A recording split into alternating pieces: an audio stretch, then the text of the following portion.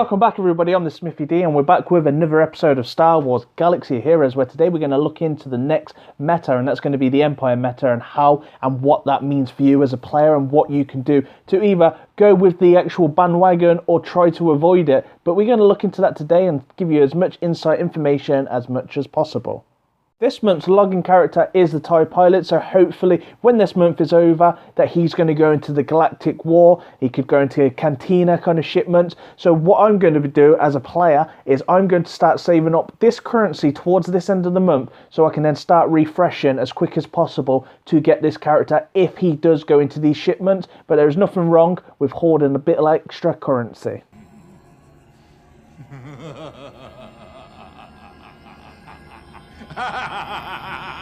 This character is an Empire attacker who inflicts buff immunity and gains foresight.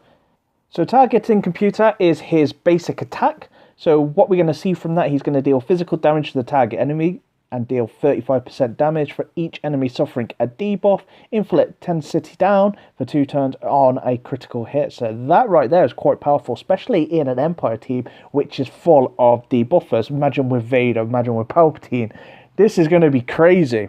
TIE Strike, it's a 4-turn cooldown, so it deals physical damage to all enemies with an 80% chance to inflict buff immunity for 2 turns. Inflict ability block on the primary target for 1 turn. Wow, that is crazy.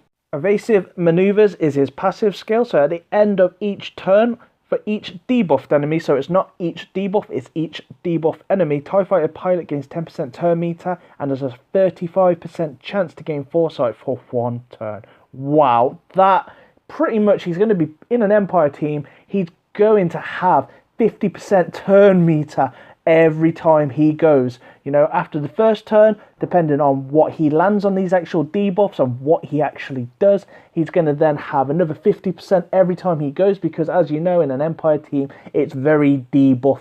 So TIE Fighter Pilot, his speed is 164.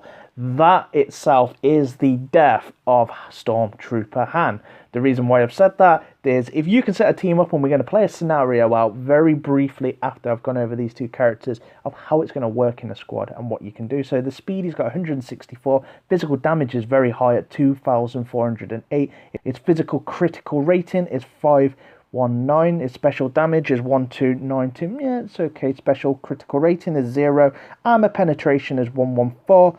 His resistance penetration is 5, and his potency is a whopping 51%. So as you can imagine straight away, that he's got an 80% chance to kind of put this AoE block on the opponent with a staggering 51%, and that's not including any potency from Palpatine lead, okay? So you can imagine how powerful this character is going to be. He's going to probably be one of the fastest characters in the game, especially when you put mods on him. You know, if you wanted him to go quicker, there's always Tarkin lead. His health is 10,319 with his armor sitting at 151. His resistance is 53 with his tenacity at 30%. His health steal is 10%, and he's got a protection of 9,922.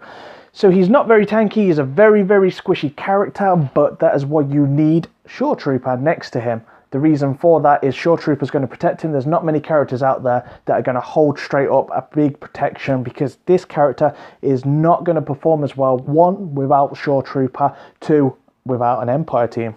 So this character requires 150 of these if you're including the furnace, or 100 not including the furnace.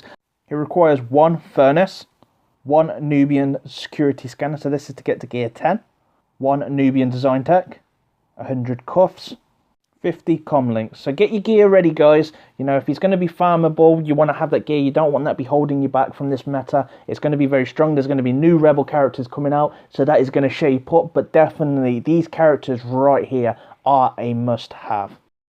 This character seems absolutely amazing and fits right in this meta with the TIE Fighter Pilot. So what does this character do? Where do you get him from? Nobody actually knows where he is, but it's very, very determined that he is the character or the shards that's going to be dropped from this new tournament. So make sure that you are ready for this tournament, because you do not want to be losing and missing out on the opportunity to get this character. So the Shoretrooper is an enemy tank who enters the battle with a taunt, heals allies and grants them critical hit immunity. So straight there, Raid Hand is pointless versus this guy. Yeah, he can stun him, which is probably a good thing, but he's still going to have a taunt active at the start of the battle. So he's kind of like an anti-hand and an anti-crit because it's going to deal out some immunity there. So this guy is dangerous. So his basic is target weapons. It deals physical damage to a target enemy with 70% chance to inflict critical chance down for 3 turns. Regroup has a 4-turn cooldown. All other allies recover health equal to 24% of Stormtrooper's max health and gain critical hit immunity for 2 turns. Shoretrooper gains taunt for 2 turns. Whenever Stormtrooper loses a buff, reduce the cooldown of this ability by 1. Wow, that is extreme. If you currently don't have B2 Battle Droid, then I think you should put him very high on your list to farm because he is going to help you against this character. At the start of each encounter, Shoretrooper gains taunt for 1 turn whenever another Empire unit uses a special ability. If Shoretrooper is taunted, they gain 15% turn meter and Shoretrooper recovers 10% max health. Considering Shoretrooper has 27,000 health, so that's a very, very decent heal he's going to get from that, let alone the other actual Empire are getting more turn meter on top of the Palpatine turn meter, so they're going to have a lot of turns with this guy around. So his speed's at 111, you're probably going to want to buff that up with some mods to make him quicker so he can get his special out the door as quick as possible because that will buff the Empire team a lot more, especially against teams that are Wedge and Biggs, Lando. You want to get that crit immunity up as ASAP. So his special damage is 2125, his physical critical rating is 253, his special damage is 1664, his special crit rating is 10, his armor penetration is 30, his resistance penetration is 0, and his potency is 47%. This character has 27,024k. That is a lot. His armor is 287, his resistance is 125, his tenacity is 29%, his health steal is 15%, and his protection is a whopping 23,818. So it's quite balanced on his kind of protection side of things, but his health is very high. That's at 50k without any mods. He's probably going to go up to about 70k plus with mods on him. So let's have a look at the grind. So it's going to take 250 of these bad boys to get him just to gear 10.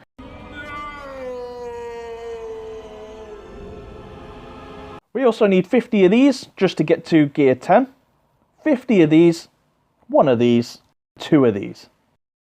So as you can see, out of the 2 new Empire characters, this character is by far the biggest grind. So definitely start saving if you are going to be doing this tournament. Have a look at what shards you get, but he's definitely worth a character picking up, and we're going to mention that why. We're going to talk about the Empire team right now. So the team is going to consist of 5 Empire characters. I'm not going to be putting any other Empire characters in there while we're actually discussing about this. So with leader, as always, we're going to have Palpatine as the leader because he's going to give that TM boost to all the Empires. He's also going to give the potency as well. Next to him, on his left corner, I'm going to have Vader. On his right corner, I'm going to have Grand Moff Tarkin. Behind him, I'm going to have Shoretrooper. And next to him, I'm going to have the TIE Fighter pilot. Straight away at the start of this encounter, my Shoretrooper is going to have an automatic taunt, which is then going to deflect Raid Hand stunning any other of my characters like Palpatine. He will not be able to touch him. Then the TIE Fighter pilot is then going to do his attack. I'm going to do straight away because of his speed. You know, if I wanted to get that extra speed out of him to make sure no rebels are going before me, I'm definitely going to then put Tarkin lead, but I don't think in this scenario, or most scenarios, Tarkin would be required or is a better choice than a Palpatine lead for this squad. So straight away we're going to go in with an AoE. You know, we're going to go for those debuffs on the character straight away. You know, we're going to get that turn meter. We're going to have high potency on him. He's still got an 80% chance and it is still going to get resisted, but pretty much we're going to aim for Han. We're going to aim for Biggs. The only problem being is straight away, and this was what happens because it's a meta versus meta, Biggs, if you're using Biggs, is going to get 100% turn meter from my TIE pilot doing AoE, so he's going to get an attack straight away. That's going to happen. Okay, but the good thing is their Han ST, their Poe, is not going to pretty much be able to taunt, you know, so that is going to take that aspect away from the game as long as they get that buff immunity on them. You can imagine exactly how this is going to go down, because you're going to have Palpatine then going with his AoE stun. He's going to get all that turn meter to come around again at some point to then hit a shock on, for example, Biggs. He's not going to be then able to do any turn meter. It's going to pretty much neuter him and take him out of the actual squad. And then you've got Tarkin that's going to put a fence down. He's going to get another turn meter. He's going to reduce turn meter on his second special attack. Bearing in mind, it doesn't always work like that on the defense. We've also got Vader in the corner that's going to then do another AoE. Then they're going to throw his saber and he's going to get all that turn meter. Then he's going to get again from Shaw being in the actual team. So as you can see, this is going to be crazy. Empire are definitely going to rock and roll with these new two characters, especially with Shoretrooper followed by the TIE Pilot. Them two together are going to work so well together and benefit the Empire squad so much. So talking about who you're going to probably need against these teams, you are definitely going to need Rex. Rex is going to be your best friend, and same as B2 Battle Droid. You know, you can straight now start farming B2. Wait till the event's over though. Don't go and waste your double mods of what you can get for the new PvP, because that's then locking yourself out of having these extra mods for the actual PvP tournament.